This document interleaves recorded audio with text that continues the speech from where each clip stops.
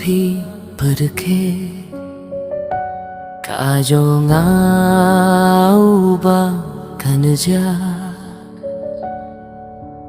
lada klemma भी बदनो या का पोरन pun lopen lada klemma भी katno tipken shisha ka jung kunja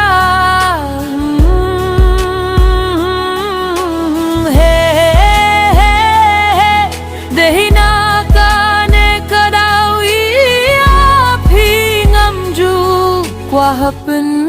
skillsi kat ki jing lagi jong phi ngam ju pen saga ngas ngeu thu shai ba bandom ru ya phi kat ki jing lagi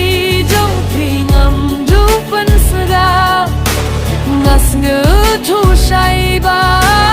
bandom ru ya phi